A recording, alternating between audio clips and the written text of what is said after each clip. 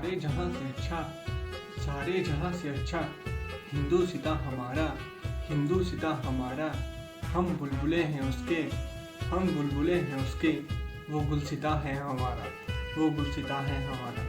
नमस्कार, मैं Rahul Thakur, Sarvepalli Radhakrishnan B.Ed M.Ed college में B.Ed द्वितीय वर्ष का प्रशिक्षु छात्र आप सभी को स्वतंत्रता दिवस की हार्दिक शुभकामनाएं प्रदान करता हूं।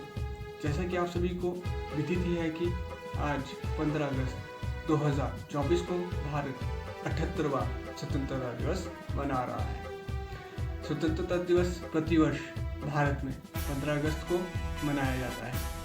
15 अगस्त को मनाने का उपलक्ष्य यह है कि इस दिन भारत को ब्रिटिश औपनिवेशिक शासनकाल से मुक्ति मिली थी, जो शासनकाल 200 साल से भी अधिक तक चला था।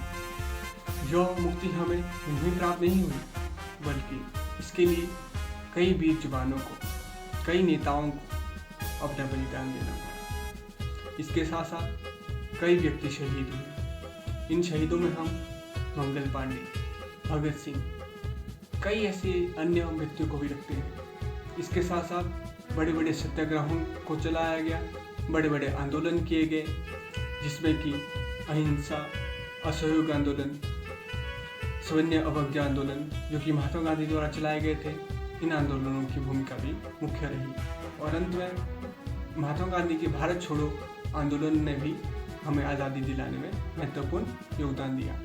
इसके अतिरिक्त 1857 की उस क्रांति को मत भूलिएगा, जिसमें रानी लक्ष्मीबाई ने अंग्रेजों को मार भगाया था। और इसके अतिरिक्त भारत के जो अन्य नेता हैं, जैसे कि सरदार वल्लभ भाई पटेल, पंडित जवाहरलाल नेहरू, नेताजी सुभाष चंद्र बोस इत्यादि कई बड़े बड़े नेताओं ने अपना योगदान दिया, तब जाके भारत स्वतंत्र हुआ है।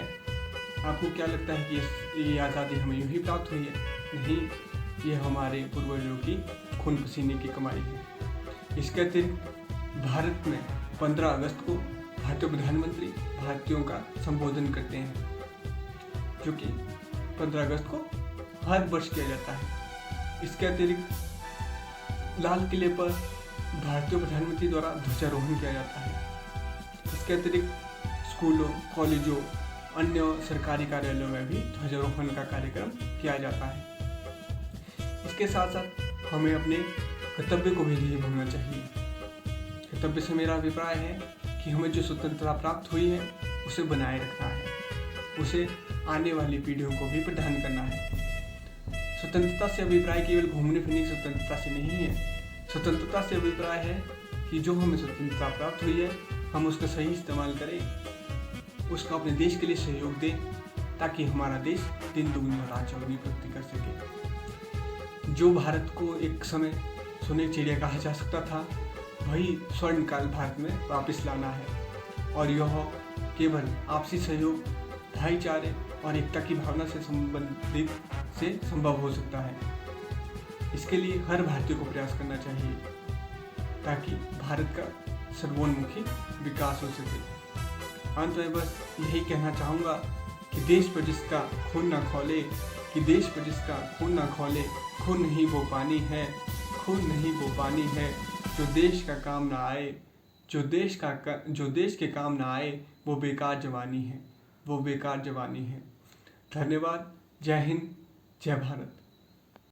तो हम आज़ाद हुए सन 1947 में, यूँ तो हम आज़ाद हुए सन 1947 में, किंतु विभाजन के उन कष्टों को कैसे बांधूं शब्दों में। अंग्रेजों की सुलगाई चिंगारी धार्मिक हिंसा की आग बनी, अंग्रेजों की सुलगाई चिंगारी धार्मिक हिंसा की आग बनी, भाईचारे के दलीलें देखो कैसे खाक बनी। कौन अपना कौन पराया, सबकी आंखें भीगी है, अखंड भारत की मिट्टी में जो रेड क्लिप ने रेखा खींची है। बंटवारे का बिगुल बजा अब अपना घर पर आया है, बंटवारे का बिगुल बजा अब अपना घर पर आया है। रातों रात निकल जाओ, ये कैसा अंधियारा छाया है, रातों रात निकल जाओ, ये कैसा अंधियारा छाया है। मैं Anjana, Sarvepalli Radhakrishnan M.Ed B.Ed college की 3rd सेमेस्टर की छात्रा आप सभी के सामने आज जिस विषय को लेकर उपस्थित हुई हूँ उसका शीर्षक है भारत विभाजन। 14 अगस्त 1947 आज़ादी के ठीक एक दिन पहले का दिन, जब इस दिन भारत को 2 भागों में बांटा गया। पहला था भारत जो पहले से था और दूसरा था पाकिस्तान। बंटवारे का वो दिन इतना भयानक और दर्द भरा था कि उससे लाखों बेकसूर लोगों को अपनी चपेट में ले लिया था और लाखों लोगों को अपना कारोबार छोड़कर भागना पड़ा था। हमारा भारत, जिसे अखंड भारत के नाम से जाना जाता है, क्योंकि यहाँ के धर्म के लोग एक साथ मिलजुल कर रहते थे। जहाँ साल 1857 की लड़ाई में हिंदू और मुस्लिम दोनों ने क्रांतिकारियों का एक साथ मिलकर सामना किया था, उसी देश के लोगों ने 90 साल तक एक दूसरे के खिलाफ ऐसा जहर भर दिया था जो साथ रहने वाले आज़ादी के दिन एक दूसरे के खून के प्यासे हो गए थे। कुछ सियासी ऐसे लोग थे जिन्हें देश की सबसे बड़ी गद्दी चाहिए थी और इसी गद्दी को पाने के लिए उन्होंने देश का बंटवारा करवा दिया। आज़ादी के समय जब देश का बंटवारा हो रहा था तब देश में बारिश का मौसम था और कई इलाकों में बहने वाली नदियों में पानी ओवरफ्लो हो चुका था, जिससे बाढ़ आ गई थी। एक तरफ लाखों हिंदू पाकिस्तान से भारत की ओर भाग रहे थे और दूसरी तरफ लाखों मुस्लिम भारत से पाकिस्तान की ओर भाग रहे थे। दिल्ली के लाहौर जाने वाली ट्रेन के हालात कुछ इस प्रकार थे कि लोगों को ट्रेनों की छतों पर जाना पड़ रहा था और जिसको ट्रेन की छतों पर भी सीट नहीं मिल रही थी उन्हें ट्रकों में और पैदल पलायन होना पड़ रहा था। जो मंजर था जब करोड़ों लोगों के लिए आज़ादी वरदान साबित होने वाली थी, दूसरी ओर करोड़ों लोगों के लिए यही आज़ादी अभिशाप बन चुकी थी। सब कुछ छोड़कर अपनी जान बचाते हुए दूसरे देश के लिए भागना एक काले सपने से कम नहीं था। हालांकि बंटवारे की दास्तान आज़ादी से कई साल पहले लिखी जा चुकी थी, क्योंकि अंग्रेजों में देशवासियों के मन में ऐसा कुछ जहर भर दिया था जो कि पूरे देशवासियों के लिए बिल्कुल सही नहीं था और यही सबसे मेन कारण था बंटवारे का। उन्हें देश के बंटवारे से कोई मतलब नहीं था। उन्हें एक चाहिए था कि उन्हें एक अलग देश चाहिए जो कि मजहबी साबित हो, जिससे कई पॉलिटिकल लीडर ने धर्म के नाम पर पार्टी बना रखी थी। जैसे मुस्लिम लीग के चीफ कमिश्नर मोहम्मद अली जिन्ना ने आज़ादी से पहले एक जिद पकड़ ली थी कि हिंदुस्तान में रहने वाले मुस्लिम लोगों के लिए एक अलग मुल्क दिया जाए और उनकी इस जिद को हिंदुस्तान के भाईचारे की ऐसी चोट मारी जिसके निशान आज भी देखने को मिलते हैं। इसके बाद मोहम्मद अली जिन्ना की शर्त पूरी भी की गई जब उन्होंने नए मुल्क वाले पाकिस्तान गवर्नर जनरल बनने की शपथ ली थी। तब भारत से एक अलग देश बनकर तैयार हो गया था और साथ ही एक दुश्मन देश भी बन गया। इसके बाद वो अपनी मनपसंद कुर्सी पर जा बैठे।